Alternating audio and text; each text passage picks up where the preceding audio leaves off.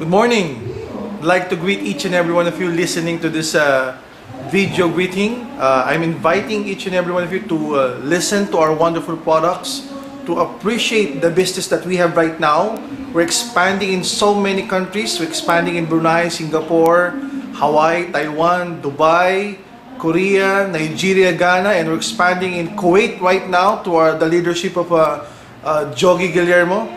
I hope you can join our company. I hope you can buy our products, and we're working on our legality in your country, in Kuwait. I hope to see you soon. Let's pioneer the whole of the Middle East, starting with Kuwait.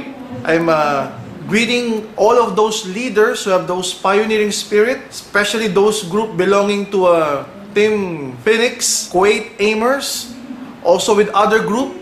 I hope to see all of you when we are already legal there, when I go to that particular country, when I meet each and every one of you. God bless. Power. Good morning sa mga Team Phoenix Kuwait Aimers. Kumusta kayo dyan?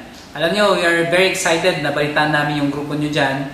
And I believe sa dami ng mga nangyayari ngayon sa InGlobal, isa rin kayo sa mga puputok at magiging superstar dito sa InGlobal.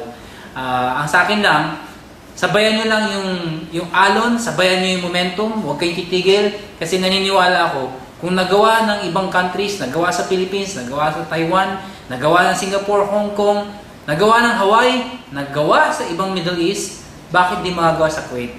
Kayo pa, under kayo ni Jogi Guillermo, malulupit niyang upline ninyo, very supportive. Pupunta upline nyo, pero hintayin nyo, pupuntahin ako dyan.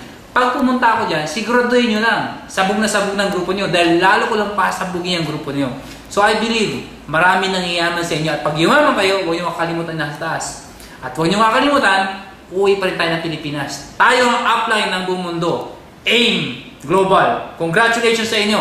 Hope to see you. Power!